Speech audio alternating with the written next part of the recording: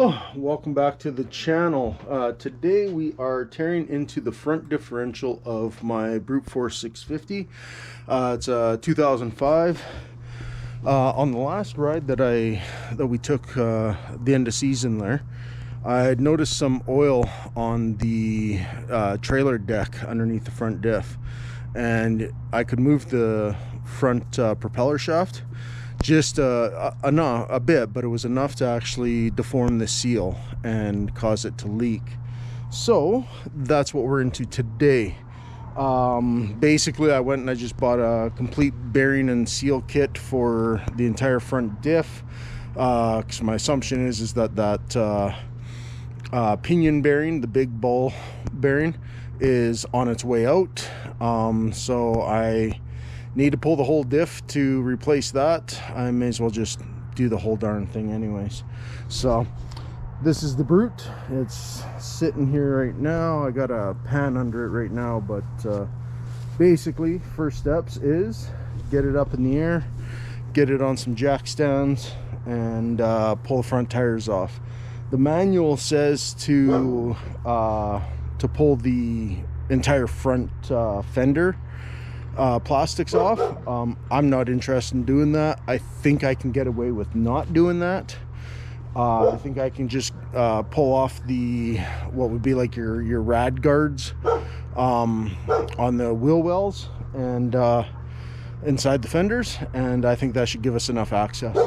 So this is a fairly big job. We got to pull pretty much the entire front end apart.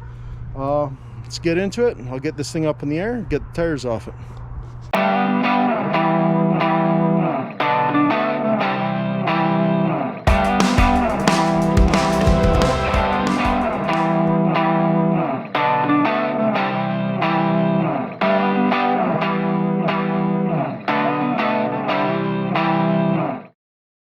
Okay, we have her jacked up now, and she's on a couple of jack stands nice near the back, so it gets us nice and high. You can see better in here now as to how crummy and cruddy it is, and you can actually see it's, you know, still even a little wet there, even though it's been sitting all winter. So yeah, that's what we're going to be getting into. That's the primary issue. Now it might just be a seal. Like, you could probably replace the seal, get away with it for a little while, but my guess is, like, there's a wee bit of play in there that bearing's on its way out. I'm probably a little early replacing it, but it's on its way out, so we're gonna get into that. But for now, because I don't want to take off the whole front fenders, we're going to take off all these splash guards on both sides now. So these ones here, just a bunch of Phillips screws basically, maybe a couple of push rivets, and that's about it. And that will give us all the visibility and room we need. So that'll do that. Now, if you've been on a keen eye, you can see that there's a fair bit of oil right here and down on the frame right there. That is separate from my front diff issue. That is I left too much oil in the air filter the last time I cleaned it, and it seemed good. I was doing it on a colder day like today. It seemed like I had enough oil out. But when the temperature climbed and we started hitting nice summer temps, 20-25 Celsius, it started to drop some of that excess oil, and those are my breather tubes for my air intake. Or I guess not really a breather tube. They're like, if you get a bit of water in there, it'll drain it out. So at least I know they're working because they drained out the oil. But that is a separate issue. You can see there's a separation of the oil. So I'll actually get in there and move the shaft, and you'll be able to see it seep out as the propeller shaft is being moved. So I know it is leaking, so time to get into it and check it out. It's an older quad. It could use some looks, some look over and whatnot, and just make sure all the seals and everything are good. I also have an issue where my four-wheel drive will error out. It is either this actuator right here that is part of the engine braking system. So basically it keeps the primary clutch engaged with the belt during low RPM, so that you got engine braking going down hills. And then the same actuator is actually used to lock the front differential into four-wheel drive. It's not the diff lock itself, it's just to actuate four-wheel drive. And so it could be either one of those actuators. By the error code, it's you basically look at the dash on how it's flashing in between two-wheel and four-wheel drive.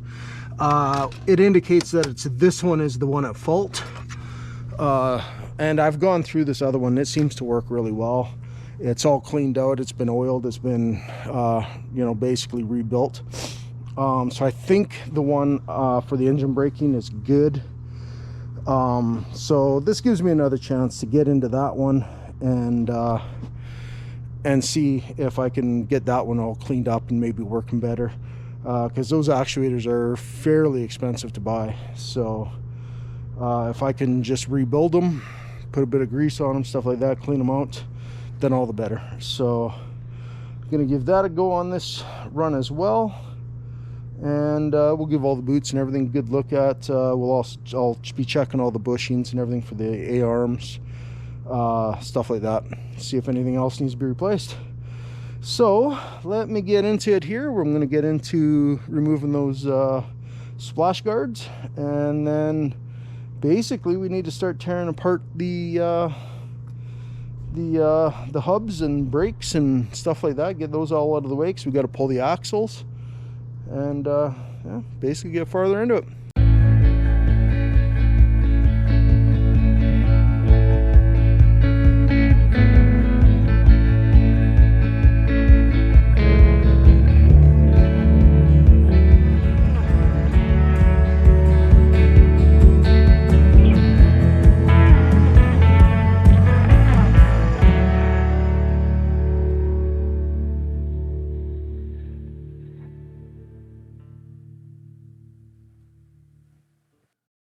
So now we have some room and access in here to see what we're doing.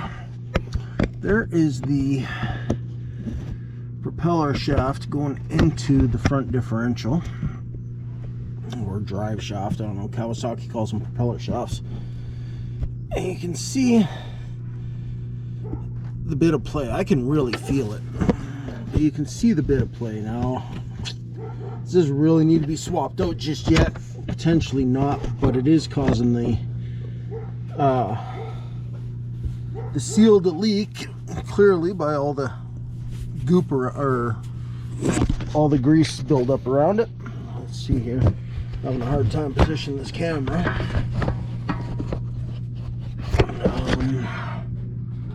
That's, I don't know, something like that. Anyways, I don't even know if there's enough oil in here now to actually show it leaking anymore, but it was. So anyways, we're at the point now where we're gonna dump the oil out of this diff, and then we are going to remove this propeller shaft, and then from there we will start disassembling the hubs and get those axles pulled out.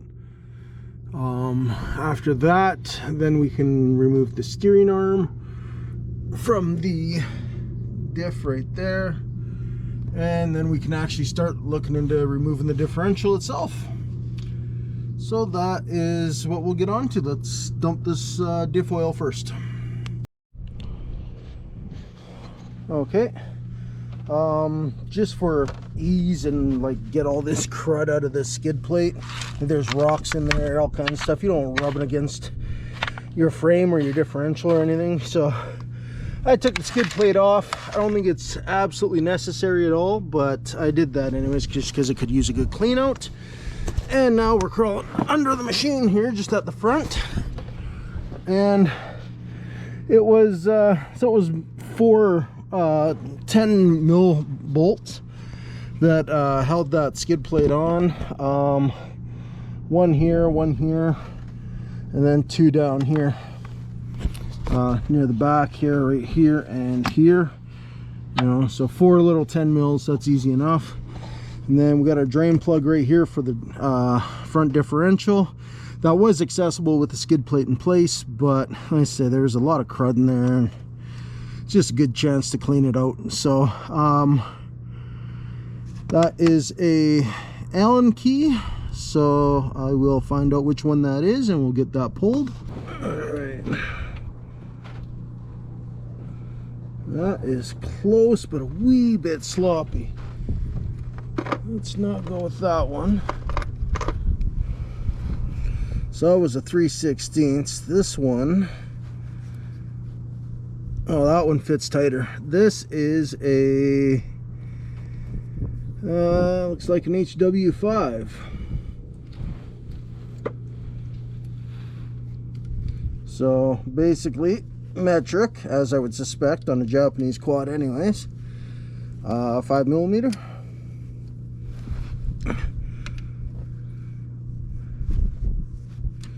That is full of crud too, so just trying to do my best to not strip it, although that is not doing a good job of that. That might actually not be an Allen key. I think that's Torx now. I'm gonna go grab a Torx bit, see if I can find one that fits it. As it would turn out, I do not have a proper size bit for the drain plug on the front differential of this quad. At least I can't seem to find it. So these front differentials are not a sealed unit. They actually seal with the axles being in place and the propeller shaft being in place. So as we pull the propeller shaft, the axles, we're going to lose diff oil at that point. So we'll just have to try to catch it, and then we'll get the rest of it drained after the fact on the bench, and that'll give me a chance to either get a proper bit or find out if that one's just gummed up, whatever. Basically get that plug out, that drain plug out, and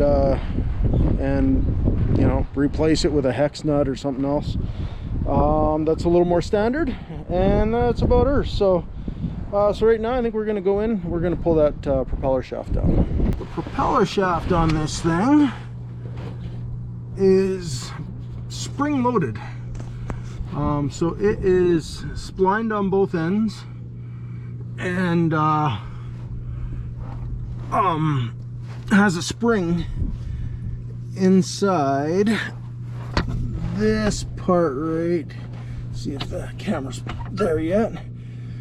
This little drum thing right here, tilt it up a bit. So this little drum thing right here, it's got a spring inside it. Basically we're gonna move this boot, and then we're gonna force this shaft back, and it'll come out of the front diff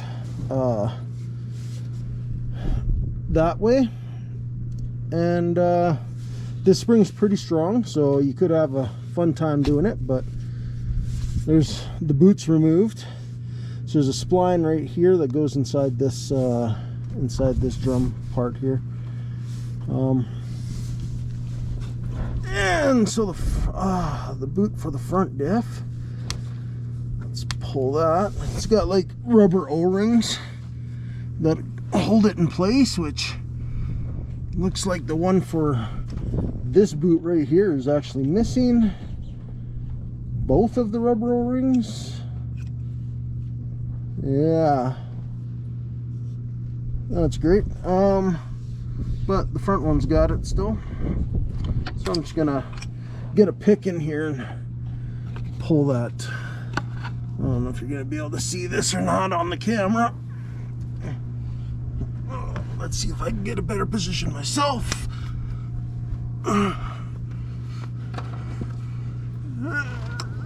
Right there, that'll work.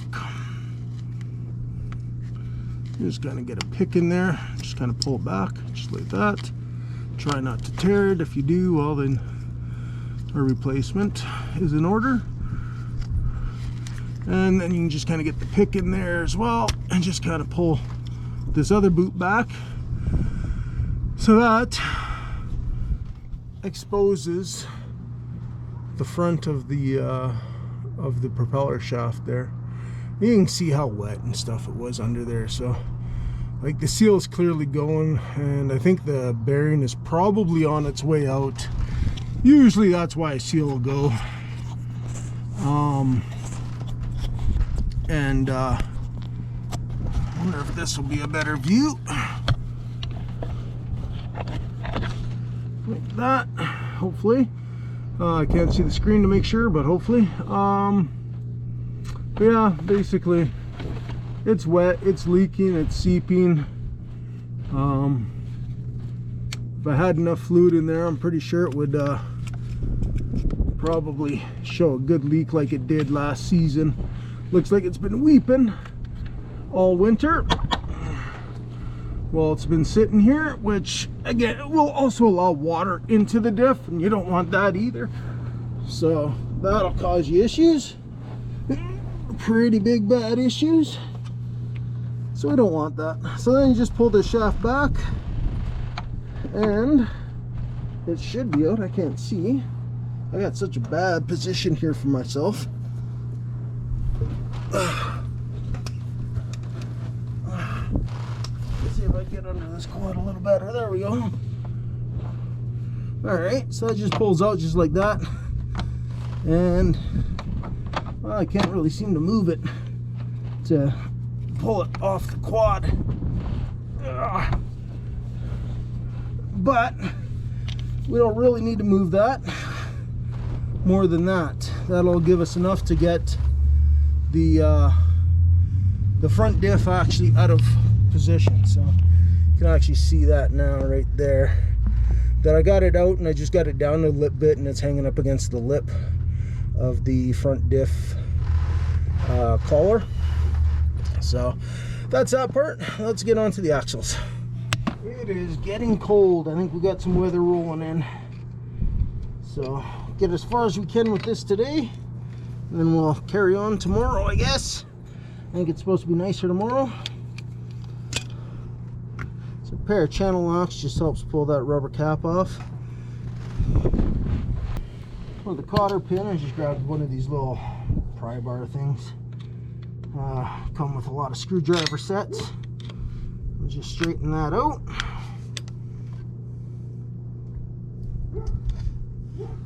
Oh, that's a good cotter pin. It is stiff, strong, tight, strong, good steel, I guess. Either way to say it. Alrighty. There we go. Pin out. Now we'll pull that axle nut. How about a 1 1/16 inch? Oh, that fits nice. Okay, that'll work.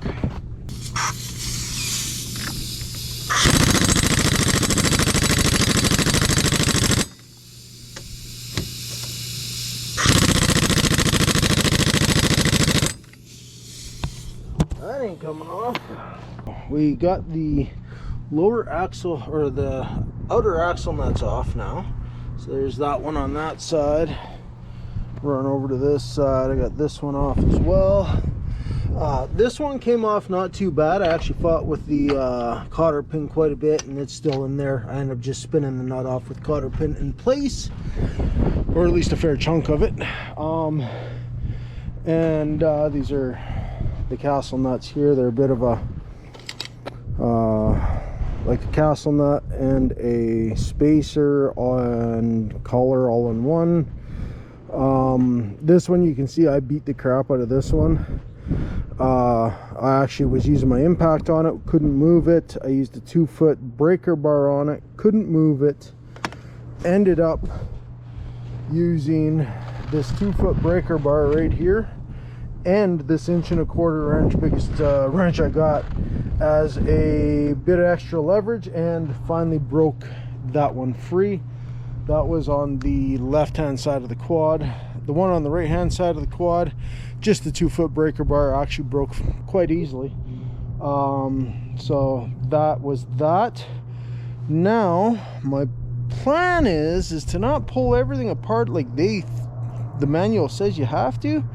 I am hoping that I break the ball joint free on the A-arm, so right on the bottom here, right there. If I break those free, I'm hoping I'll get enough play out of this strut to pull the drive shaft spline out of the knuckle, and then I can just pull the axle spline out of the knuckle, and then I can just pull the axle out of the front diff. And if that's the case, then it's a matter of just pulling the mounting bolts, the steering column brace at the bottom there, and the brake line splitter there as well, and a couple of wires for the four-wheel drive actuator, as well as the cable for the diff lock clutch. And then we should be able to get that front diff pumpkin out of there, rather than pulling the entire knuckle and everything apart. My wheel bearings and everything look like they're good, like they're in good shape, so I'm not worried about those. So I really don't want to pull those knuckles apart unless I actually had to replace wheel bearings and stuff, and I don't think I have to. So I'm gonna break those two ball joints free, and then see where we get from there. I had also forgot to mention, because I was pulling these axle nuts off after the tires are off, quads in the air, stuff like that, I end up using a C-clamp right here on my front brake lever. Basically just pulled that lever as tight as I could to the handlebar grip, and then slid the clamp over top, and that was more than enough braking force to hold those from spinning while I was breaking free the axle nuts. So I wouldn't leave it like that. I'm going to release this right away, because that's probably pretty hard on the hydraulic system to be that tight. But in a pinch, it actually worked really well. If you got a buddy with you to help you out, they can probably just pull that brake lever by hand. But here by myself, that worked. So just a tip.